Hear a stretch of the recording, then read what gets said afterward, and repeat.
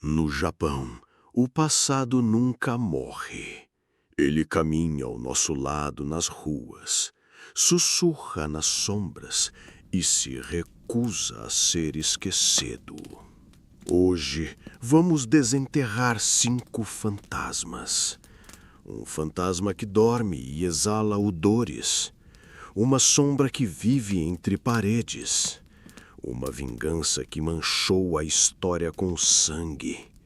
Um rosto que se tornou a pior das maldições. E o eco de um grito que não se apaga no túnel Inunaki. Não são lendas vazias. São ecos de vidas reais que teimaram em não desaparecer. Prepare-se para ouvir o que o Japão tentou esquecer, o que a história escondeu e o que, por mais que a gente queira, insiste em não ir embora.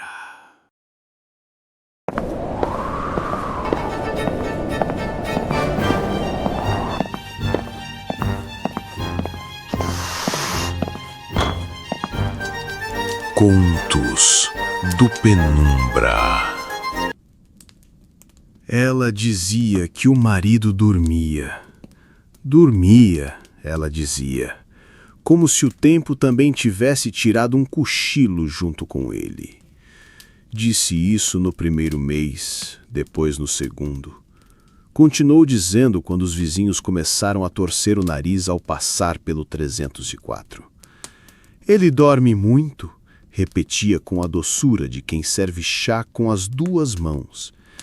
Está cansado. Ninguém insistia. Sayuri tinha a fragilidade de um bordado antigo, esquecido numa gaveta, suave ao toque, mas desbotada pelo tempo. Pequena, magra, sempre de saia longa, ainda passava a vassoura no corredor do prédio, mesmo que ninguém mais fizesse. Se curvava para cumprimentar as crianças, os idosos, até os gatos vadios. Gentileza demais às vezes esconde coisas demais, e algumas coisas têm cheiro.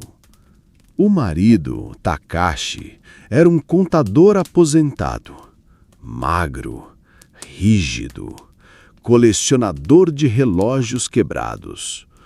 Um homem de rotina. Acordava às 6, lia jornal, comia arroz com chá verde, preenchia sudokus com uma precisão obsessiva. Foi visto pela última vez numa terça-feira cinzenta. Chovia. Ele desceu até a portaria, murmurou algo sobre uma carta extraviada e voltou com o guarda-chuva torto de sempre. Não chegou a se despedir do porteiro, nem da vida. Depois disso, ninguém mais o viu. Mas Sayuri continuava descendo para buscar o leite. Fazia bolinhos de arroz para os vizinhos. Dizia frases soltas como: ele está descansando hoje, ou Takashi ficou em casa, dor de cabeça. Era convincente, até demais. Os meses passaram, como poeira que ninguém limpa. A porta do 304 nunca mais se abriu para visitas. As janelas estavam sempre fechadas, cortinas fechadas, vida fechada. E o cheiro. Ah, o cheiro. No começo era um incômodo vago, algo que se confundia com o odor velho do prédio. Mas logo tornou-se algo mais quente, mais denso, um aroma doce demais, como frutas esquecidas numa gaveta fechada. O tipo de cheiro que se infiltra nas narinas e nos sonhos. Uma senhora do 305 teve náuseas por dias. Um casal do 302 se mudou sem aviso. A moradora do 301 desmaiou na lavanderia. O zelador culpou o encanamento. Sayuri, por sua vez, começou a sair menos. Depois parou de sair. E então, começou a falar sozinha. De madrugada, vizinhos ouviam vozes abafadas vindas do apartamento. Conversas inteiras pausadas, como se alguém estivesse sentado à mesa respondendo calmamente. Às vezes risadas, outras discussões sussurradas. Ela começou a comprar coisas em duplicata. 2 pães, 2 litros de leite, 2 pares de meias. Uma vez o entregador ouviu ela dizer: "Shh, Takashi, eles vão ouvir." E sorriu como quem faz piada, mas os olhos não sorriram. Dentro do apartamento, o tempo se dissolvia. Tudo era mantido com obsessiva delicadeza, como se repetir os gestos pudesse costurar a realidade de volta ao lugar. No armário, as roupas dele ainda estavam passadas. Um terno azul marinho com cheiro de naftalina. A gravata preferida, dobrada em 3. Na cômoda, o relógio parado às 8h46. No quarto, o corpo. Takashi jazia na cama, coberto com lençol branco até o pescoço. A pele murcha, os olhos fundos, a boca entreaberta como se ainda quisesse falar. Mas ao redor, tudo limpo. As fronhas trocadas. O travesseiro levemente afundado, como se ele ainda acreditasse que se movia à noite. Sayuri o tratava como um doente em recuperação. Tocava sua testa, verificava o pulso, que obviamente não pulsava, e dizia: "Só mais um pouco, meu amor. Está quase melhorando." Ela até inventava sintomas para justificar sua convalescença. A febre baixou hoje. Dormiu mal, teve pesadelos. Não quis comer nada. E falava isso como quem cuida de um bebê doente. Não havia medo em sua voz. Havia ternura. Uma ternura desfigurada. O amor maduro, aquele que sobrevive ao tempo, à rotina e, vejam só, até a decomposição. Um amor que nem a morte conseguiu descolar da cama. Quando a administração exigiu uma vistoria técnica, ela resistiu. "Estamos gripados", disse. "Ele está dormindo, não quer ser incomodado." A campainha tocava e ela fingia não ouvir. Os bilhetes eram rasgados. As cartas voltavam com destinatário ausente, rabiscado à mão. Até que a polícia foi chamada. Um chamado anônimo. Talvez o carteiro. Talvez a consciência de alguém. Bateram à porta. Longos minutos depois, ela abriu. Sayuri estava curvada, o rosto engolido por olheiras, o cabelo desalinhado, o avental sujo de chá seco. Mas ainda sorriu. "Ele está dormindo", disse. Como sempre. O apartamento era uma cápsula de memória. Cada objeto parecia estar onde esteve anos atrás. A chaleira no fogão, o livro de sudoku aberto na página 17, uma caneta com a tampa mordida, o copo com chá morno recém-servido. No corredor, as fotos do casal. Jovens em Kyoto, um festival de primavera. Ele apontando para uma fogueira. E no quarto, o teatro do absurdo. O corpo estava ali havia 6 anos. A perícia confirmou. Ataque cardíaco. Ambiente seco, pouca luz, ar viciado, mumificação parcial. O lençol branco, lavado muitas vezes, agora amarelado, a pele colada ao osso, rígida, e mesmo assim, com aparência cuidadosa. Sayuri tratava-o, trocava a roupa, limpava o quarto, trocava a água da garrafa térmica. Ela realmente acreditava que ele pudesse acordar. Foi internado em estado catatônico. Durante a condução, perguntaram por que não avisou ninguém.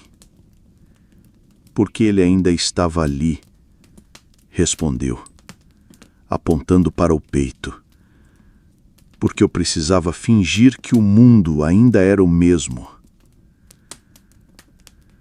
O apartamento foi lacrado, os móveis removidos, o matreiraço queimado, a tinta raspada.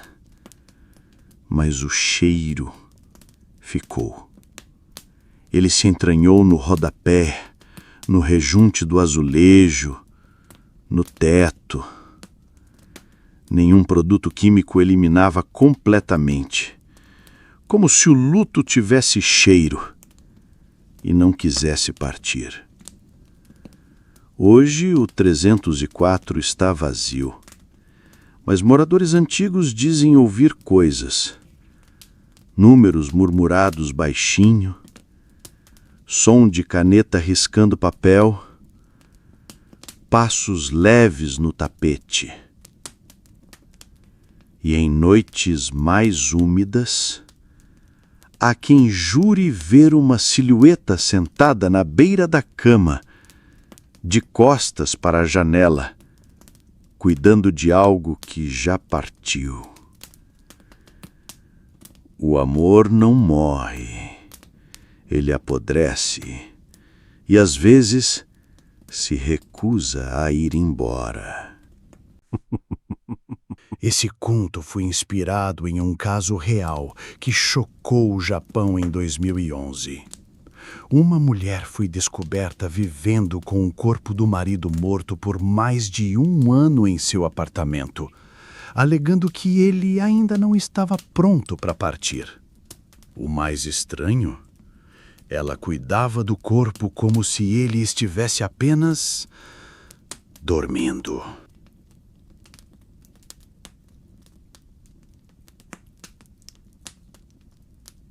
Nem sempre é preciso atravessar o mundo para encontrar o abismo. Às vezes, ele começa logo atrás da parede, ou dentro dela. Hiroshi Tanaka era o tipo de homem que se confundia com o ambiente. Cabelos ralos, olhos fundos, a roupa de sempre, camisa clara, calça escura. Trabalhando como entregador no turno da noite, levava uma existência que quase não deixava marcas. Tinha 45 anos, nenhum parente próximo e morava sozinho no apartamento 3B, em um prédio antigo da cidade de Fukuoka. Você já se inscreveu no canal? Não? Então, se inscreva.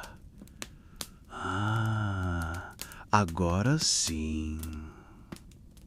Seu apartamento era uma composição meticulosa e previsível.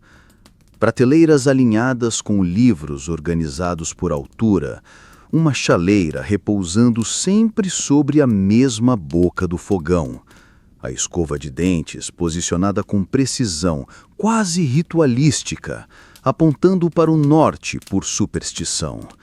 Um cenário onde o tempo caminhava com cuidado e qualquer desvio, por menor que fosse, soava como um alarme. Foi por isso que ele percebeu. Primeiro veio o odor, como de tecido guardado por tempo demais. Depois, o pacote de biscoitos, rasgado por um lado que ele jamais usaria. A toalha de rosto dobrada do avesso.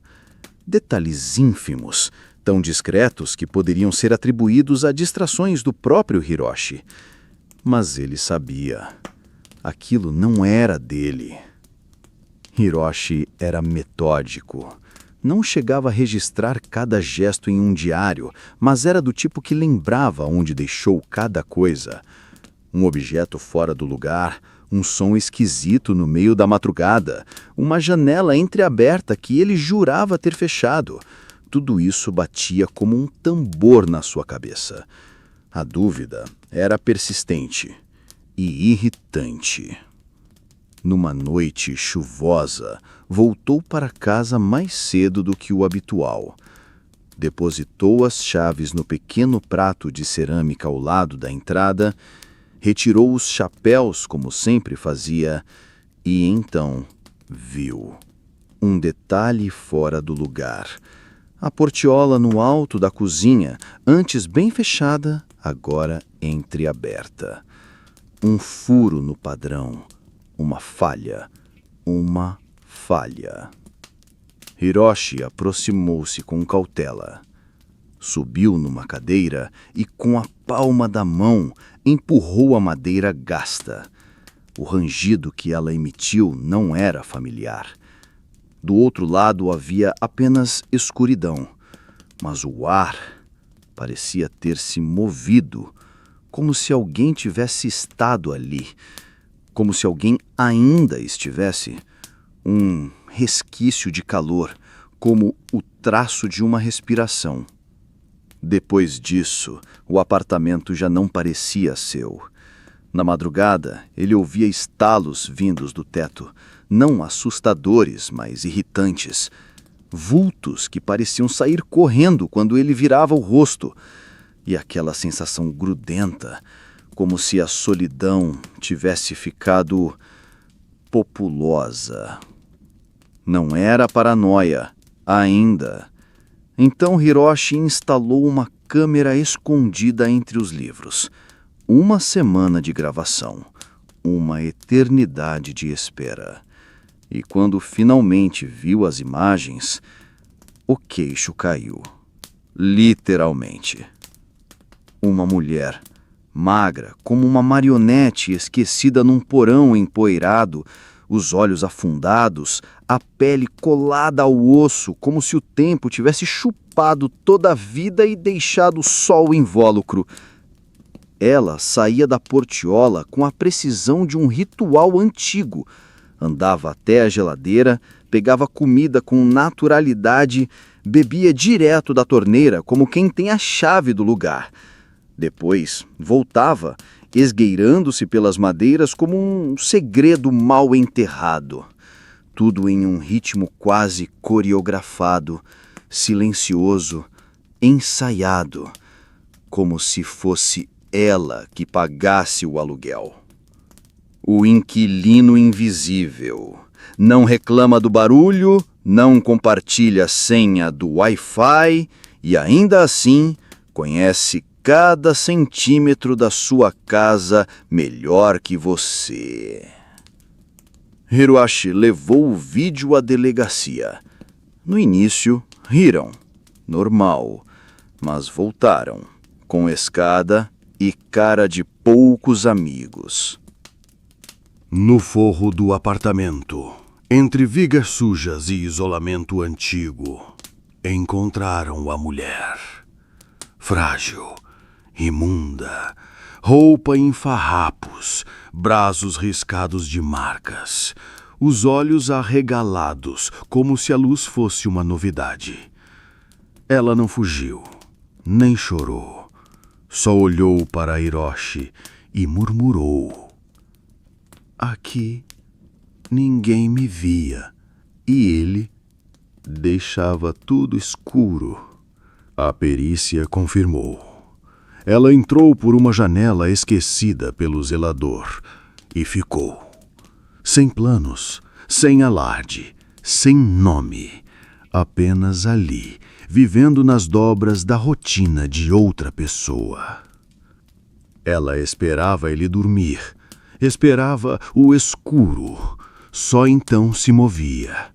Caminhava pelas sobras da vida de Hiroshi, dormia entre vigas, respirando o mesmo ar, observava, aprendia. Era uma sombra curiosa e muito bem informada. Hiroshi não aguentou. Teve um colapso. Sua mente se desfez como uma xícara rachada. Afinal, como morar num lugar onde você descobre que nunca esteve sozinho? Ela foi detida, claro, mas não havia crime. Nada arrombado, nada roubado, só uma presença inconveniente.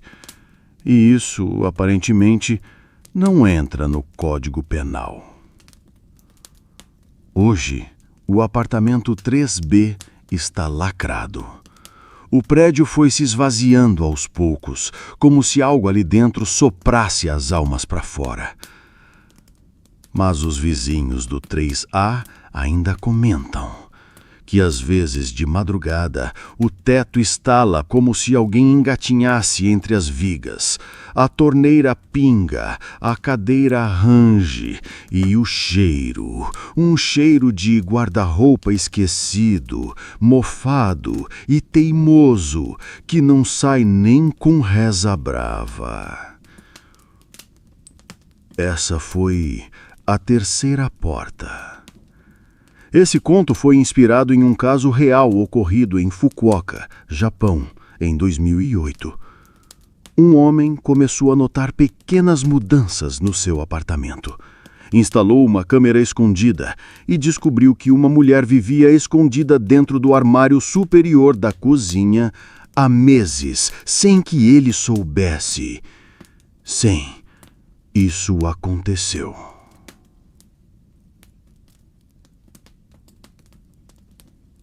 No Japão feudal, a devoção era uma virtude, uma esposa fiel, um samurai honrado. A tragédia, meus amigos, começa quando uma dessas virtudes é usada contra a outra. E o que acontece quando a honra do homem vira uma mancha e a lealdade da mulher se torna uma maldição? Vamos mergulhar em uma das lendas mais famosas e perturbadoras do Japão, a lenda de Oiwa, a história de um samurai ganancioso, de uma esposa fiel e de um rosto que se desfez em pânico. É uma história de amor que virou veneno, de traição que virou maldição. Prestem atenção, porque a maldição de Oiwa se tornou tão real que até hoje tem gente que tem medo de pronunciar o nome dela. Começa no século XVII, no período Edo. Um samurai, de nome Tamiya Iemon, era casado com a gentil Oiwa. Ela era uma mulher de beleza rara, dedicada e leal. A vida deles era humilde, mas cheia de paz. Pelo menos para ela, porque Iemon era um homem corroído pela ambição. Ele cobiçava riquezas, poder, uma vida de luxo que o casamento dele não podia dar. Para ele, Oiwa era mais um obstáculo do que uma esposa. E quando a ganância toma conta, a gente faz loucuras. Iemon, seduzido por uma jovem rica e por sua família, foi convencido a se livrar da esposa. Eles prometeram uma nova vida, uma vida de riqueza e status, se ele trocasse Oiwa pela filha deles. Para selar o pacto, a família deu a Iemon um veneno lento, sádico, um veneno que não matava de imediato, mas que destruía a vítima por dentro. E o que Iemon fez? Ele, o guerreiro de honra, aceitou o presente. Ele, o marido que prometeu lealdade, aceitou o veneno. E Oiwa, sem desconfiar de nada, bebeu a poção. O que veio em seguida foi o mais cruel de tudo. O veneno não a matou, ele a desfigurou. O cabelo da mulher que antes era uma coroa negra começou a cair em tufos. A pele do seu rosto se desprendeu, os olhos afundaram na órbita e a sua boca se deformou num buraco de dor. A beleza dela se transformou numa criatura de pesadelo, um monstro que só existia na mente dos doentes. Quando Oiwa viu seu reflexo na água, o choque e o desespero foram demais. Ela morreu, mas a sua alma, meus amigos, se recusou a ir para o inferno. Ela ficou aqui com a gente. E então a vingança de Oiwa começou. Iemon, que agora vivia em sua nova vida de luxo, passou a ver o rosto desfigurado dela em todos os lugares. Ele via Oiwa no papel da lanterna. Ele a via nos painéis de madeira. O rosto dela, com os olhos vidrados e a boca torta, o encarava. O pânico consumiu Iemon. Em um ataque de loucura, ele assassinou sua nova esposa e a família dela, acreditando que eles eram a reencarnação de Oiwa. A maldição de uma Onryo, um espírito vingativo, estava apenas começando. O desespero fez Iemon fugir, mas não adiantou. O espírito de Oiwa não o deixou em paz, até que ele também encontrasse o seu fim trágico. A história real. Yotsuya Kaidan. A história que inspirou este conto é a lenda de Oiwa, que é a base da famosa peça de teatro Kabuki, Yotsuya Kaidan, a história fantasma de Yotsuya. Escrita em 1825 por Tsuruya Namboku IV, a peça se tornou a mais famosa e influente história de fantasma japonesa de todos os tempos. A história da peça é uma ficção, mas Namboku se baseou em um caso real de assassinato por vingança que aconteceu durante o período Edo. O enredo central, no qual um samurai trai e mata sua esposa para se casar com outra mulher mais rica, é um espelho de eventos que aconteceram na vida real. A popularidade da peça é tão grande que a lenda da maldição de Oiwa se tornou algo quase real para o teatro japonês. Por quase 200 anos, os atores e diretores que encenam a peça vão a um santuário em Tóquio, o Myogi-o Temple, para prestar homenagem a Oiwa e pedir a sua permissão para não sofrerem a sua maldição. É uma tradição que se mantém até hoje, e a lenda de Oiwa se tornou um conto de advertência, um lembrete de que a ganância e a traição podem ter um preço alto, mesmo depois da morte. E é isso que a gente tira de uma história assim. O rancor de um coração partido pode ser mais forte que a morte. E a ganância, meus amigos, pode abrir a porta para a pior das assombrações. O que vocês fariam se o rosto de Oiwa aparecesse de repente na sua frente? Deixem aqui nos comentários. Se tem uma coisa que o Japão feudal sabia fazer, era drama. E não falo de drama de novela, não. Falo de drama de verdade, com sangue, traição e famílias que se destruíam por poder. Neste conto, a história de um homem cuja vida foi talhada pela lâmina e encerrada por ela. Seu nome ecoava como a víbora de Mino. A lição, no entanto, é que quando se cria uma cobra, não se deve esperar que ela se aninhe no seu colo. Saito Dousan, que conquistou a província de Mino com artimanhas e assassinatos, era um homem de poder. Mas ele era também um homem de paranoia. Ele vivia com um constante medo de ser traído. Uma ironia cruel, considerando que ele mesmo era um mestre da traição.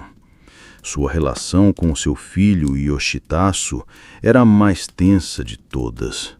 Dosan não confiava no filho. Ele suspeitava que Yoshitasu não era seu filho de sangue, mas o fruto de um caso da esposa com outro homem. Essa suspeita corroía sua mente. A desconfiança era tão grande que ele chegou a pensar em deserdar o próprio filho para colocar um dos seus outros filhos no poder. O que ele não sabia era que a paranoia dele era, na verdade, a sua ruína. Yoshitasu, o filho, sabia que o pai dele o desprezava. Ele sabia que o pai dele era capaz de qualquer coisa. E o que a gente faz quando a gente sabe que a gente vai ser traído? A gente age primeiro. E Yoshitasu, o filho, agiu. Ele fez o que qualquer filho de uma víbora faria. Ele traiu. A traição veio à tona em 1556. Yoshitasu, sentindo que seu tempo estava acabando, juntou seus vassalos e se rebelou contra o próprio pai. Foi um movimento ousado e brutal. Dosan, velho e com menos aliados, marchou para a batalha. O palco para o confronto foi o rio Nagara, na província de Mino. Uma batalha que mudaria o destino do Japão. Uma batalha que mudaria a vida de uma família para sempre. A batalha foi curta e sangrenta. Dosan, embora velho, lutou com a ferocidade de uma víbora encurralada. Ele foi ferido. Seu corpo coberto de cortes e machucados ainda lutava. Mas ele foi traído. E a traição é algo que a gente não pode lutar. A sua morte foi nas mãos de um dos homens do seu próprio filho. A traição foi completa. A morte foi brutal. Após a batalha, o corpo de Dosan foi encontrado e sua cabeça, o símbolo do seu poder, foi cortada e levada como um troféu. O homem que conquistou um reino com traição perdeu o reino e a cabeça para o próprio filho. A ironia é o que mais me assusta. A história de Saito Dosan e Yoshitasu se tornou um conto de advertência sobre a natureza do poder. Um lembrete de que, no período Sengoku, a família era apenas uma palavra e a ambição era o verdadeiro sangue. Yoshitasu, o filho, conquistou o poder. Mas será que ele conquistou a paz? Será que o fantasma de seu pai não o assombrou? Talvez sim. Afinal, o homem que ensinou ao filho que a traição era o caminho para o poder não poderia esperar outra coisa. E o que a gente tira de tudo isso é que o sangue, ele pode ter um preço alto. A história real. O assassinato de Saito Dosan. A história é baseada na vida real de Saito Dosan, um proeminente samurai e senhor de guerra do período Sengoku no Japão. Dosan, que era conhecido por sua inteligência, ambição e crueldade, subiu ao poder através da traição e usurpação, tomando o controle da província de Mino de seu antigo mestre, Toki Orineri. Sua astúcia lhe rendeu o apelido de Víbora de Mino. A relação de Dosan com seu filho Yoshitasu era notoriamente tensa e cheia de desconfiança. Dosan duvidava da paternidade de Yoshitasu e frequentemente demonstrava seu desprezo por ele. Essa desconfiança, combinada com a ambição de Yoshitasu e a pressão de vassalos insatisfeitos com Dosan, culminou em uma guerra aberta entre pai e filho. Em 1556, Yoshitasu liderou suas tropas contra Dosan na Batalha de Nagara. A batalha foi um dos eventos mais emblemáticos do período Sengoku, não só por ser uma luta entre pai e filho, mas também pelo trágico desfecho. Dousan, embora velho, lutou com a ferocidade de uma víbora, mas foi derrotado e decapitado por um dos homens de seu próprio filho. O assassinato de Dousan por seu próprio filho é um exemplo clássico do conceito de Gekkokujo, o inferior derrubando o superior, que definia o período Sengoku. A história é um poderoso conto de advertência sobre a natureza da ambição, da traição e da fragilidade do poder em uma das épocas mais sangrentas da história japonesa.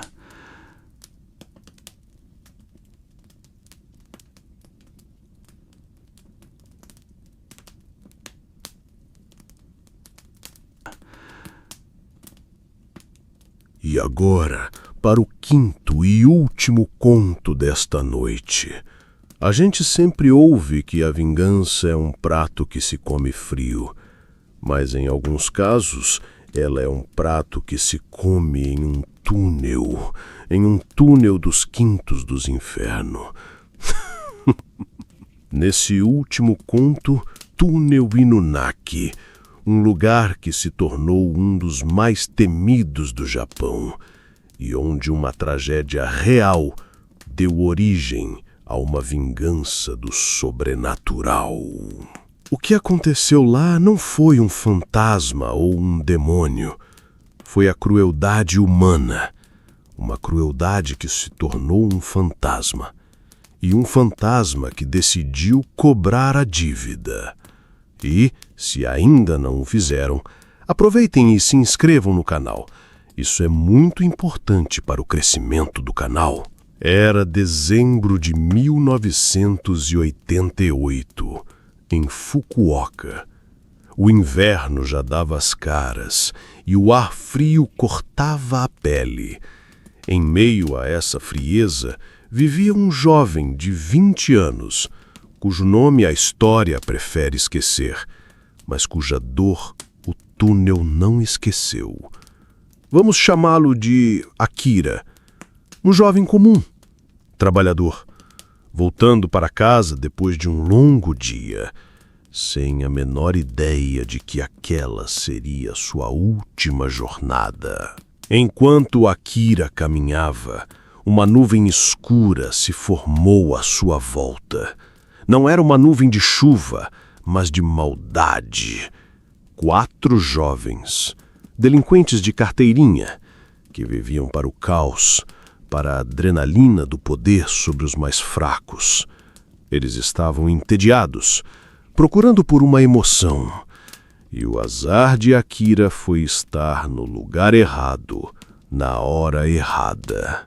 Os sorrisos deles eram afiados como lâminas, e com um empurrão, um soco no estômago, o colocaram dentro de um carro velho e enferrujado. Ele tentou lutar, mas o desespero tomou conta, e logo estava com os olhos vendados, as mãos atadas, e a sua voz, que gritou por socorro, foi silenciada por um pano sujo. O carro seguiu por estradas sinuosas, subindo a montanha. O mundo de Akira se resumiu ao cheiro de gasolina e cigarro e às risadas cruéis que ecoavam ao seu redor. Cada solavanco do carro era uma nova pontada de medo. Eles o ameaçavam com vozes baixas, sussurros maliciosos sobre o que fariam com ele. E ele, tremendo de frio e medo, rezava para que tudo fosse um pesadelo. O caminho era isolado, escuro, e a cada curva o coração de Akira batia mais rápido. Então ele viu, à frente, um buraco negro na montanha, um túnel. O túnel Inunaki. O carro parou. O silêncio do túnel era quebrado apenas pelos gritos de Akira, que estava sendo espancado. A dor era insuportável, Os sequestradores, com sorrisos macabros, riam da sua dor. Eles o arrastaram para fora do carro, o jogaram de volta no banco de trás e, com uma crueldade inimaginável, encharcaram o carro com gasolina. Akira sabia o que ia acontecer. E o seu grito, o seu último grito, foi um grito de desespero, um grito que o túnel engoliu, um grito que o túnel até hoje não esqueceu. Após o crime, os 4 delinquentes voltaram para suas vidas, rindo, celebrando a crueldade. Eles achavam que o crime tinha sido perfeito, que ninguém os pegaria. O túnel, a escuridão, o silêncio seriam seus cúmplices. O que eles não sabiam é que o túnel tinha a sua própria forma de justiça. Alguns dias depois, eles passaram de carro pela estrada que levava ao túnel. Um dos delinquentes, com a voz tremendo, disse que não era uma boa ideia passar por ali. Mas o líder e os outros riram, o chamando de medroso. Eles achavam que a adrenalina daquela noite tinha sido perfeita. Eles só não sabiam que a vingança de Akira estava apenas começando. O carro, com eles dentro, entrou no túnel. As luzes dos faróis iluminavam apenas o concreto úmido. E no meio do túnel, o carro simplesmente parou. O motor morreu. Eles tentaram ligar, mas o motor apenas gemia. O ar do carro ficou pesado, frio. O cheiro de gasolina e carne queimada invadiu o ar e o silêncio se tornou um grito. O grito de Akira, um grito que vinha de todos os lados, um grito que não era de dor, mas de vingança. O primeiro, o mais jovem, no banco de trás, começou a tremer incontrolavelmente, as unhas raspando contra o próprio rosto num pânico mudo. Ele se encolheu, o corpo convulsionando como se estivesse sendo eletrocutado por um terror invisível. O segundo, o que riu mais alto, no banco da frente, parou de rir abruptamente. O som de sua garganta se tornou um chiado sufocado, como se uma mão invisível estivesse apertando a traqueia. Ele tentou gritar, mas apenas um gorgolejo saiu. O terceiro, o mais cruel, ao volante, arrancou os próprios cabelos em desespero, gritando e socando o painel enquanto as portas permaneciam seladas. O seu rosto era uma máscara grotesca de fúria e terror, a pele repuxada numa careta de loucura. O último, o líder, no banco do passageiro, o seu sorriso superior desapareceu, substituído por um vazio. Ele viu o horror nos olhos dos amigos e então olhou para o espelho retrovisor. O rosto de Akira não apenas se materializou, ele se retorcia, a carne queimada e carbonizada se movendo em um sorriso cruel e sem lábios, os olhos de fogo encarando-o diretamente. E uma voz, um sussurro gelado, ecoou apenas na sua cabeça. Vocês não vão escapar. O corpo do líder estremeceu, os olhos arregalados de terror absoluto, a pele se tornando cinza, os lábios se abrindo numa última e desesperada tentativa de respirar o ar que já não existia mais. Eles foram encontrados no dia seguinte, os 4 dentro do carro, mortos. O carro intacto, nenhum sinal de violência, apenas os seus corpos e os seus rostos. O médico legista disse que a causa da morte foi um ataque cardíaco fulminante, mas o real motivo era óbvio. A dor foi tão forte, o pavor foi tão intenso, que seus rostos ficaram travados numa expressão de puro terror. E assim, meus amigos, a justiça foi feita. Os garotos que achavam que a adrenalina daquele túnel era só diversão, descobriram da pior forma possível que a única adrenalina que sobrou para eles foi a de um ataque cardíaco. Eles, que achavam que o medo era só para os fracos, morreram com o rosto travado, numa expressão de pavor tão puro que o túnel, que antes era o túmulo de uma vítima, agora se tornou a tumba de 4 covardes. O túnel Inunaki, um túmulo que guarda não apenas a memória da vítima, mas também a dos seus algozes. E a única lição que a gente tira disso é que fantasmas de verdade não precisam de correntes ou gritos para te matar. Eles só precisam de um espelho retrovisor e um pouco de imaginação. A história real, a tragédia no túnel Inunaki. A fama assombrada do túnel Inunaki tem uma origem bem definida no brutal assassinato de 1988. Em dezembro daquele ano, um jovem de 20 anos foi sequestrado e brutalmente agredido por um grupo de delinquentes. Ele foi levado para o túnel, onde foi torturado e queimado vivo dentro de um carro. O crime chocou o país e, devido à brutalidade e à falta de motivo claro, deixou uma marca sombria no local. O túnel, já isolado e com um aspecto sinistro, se tornou o epicentro de uma lenda urbana, onde o fantasma da vítima é dito assombrar o local. O caso se tornou um dos mais famosos e temidos do Japão. Um lembrete sombrio de que a linha entre a lenda e a realidade pode ser muito fina. E esse foi o vídeo de hoje, criaturas da noite. Já tinham ouvido falar dessas histórias? Ou, quem sabe, já se perderam por algum túnel maldito?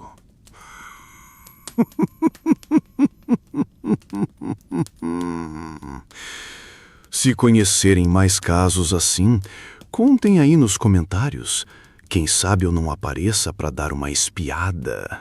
Ah, e não esqueçam de se inscrever no canal, porque nunca se sabe qual será o próximo lugar onde as sombras vão nos levar.